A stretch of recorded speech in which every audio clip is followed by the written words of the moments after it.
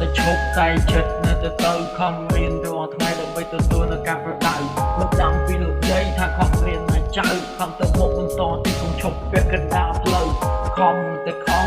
ស៊ូនៅទៅស៊ូខំរាល់ថ្ងៃនេះយកពូមីងជាគំរូខំរៀនដើម្បីចិត្តយកចំណេះពីលោកគ្រូខំឲ្យខ្លាំងគ្រប់មុខវិវត្តឲ្យខ្លាចជាសិស្សគំរូ practice every day ដើម្បីឲ្យវាខ្លាចជាទ្រូទទួលនៅបទពិសោធន៍ឲ្យបញ្ញាវាមិនគូគូជីវិតនេះជាប្រដាតែខ្ញុំកំពុងតែគូខំសរស្វែងរៀនឲ្យតន់ពេលវានៅយូរកុំចាំដល់ស្ដាយក្រោយទើបអង្គុយយំពូអត់ខំរៀនឲ្យចេះគិតចាំតែរអ៊ូទៅសាលាមកគិតរៀនគិតស្ដាប់ពីលោកគ្រូជីវិតអ្នកនឹងលេចលងដូចជាផងនៅក្នុងលូជីវិតរបស់យើងឲ្យអ្នកណាគេមកពូបើសិនជាឧបសគ្គយើងនៅតែតស៊ូរកកន្លែងនៃជីវិតគឺជាចំណុចដែលគ្មានគ្រូឆ្លាញ់ឲ្យធ្វើនឹងទៅកុំនៅសូន្យសាយយូរហើយខ្ញុំចង់ចូលខាងវិស័យ hip hop ជាសិល្បៈសម័យដែលគេគ្នាថាឡប់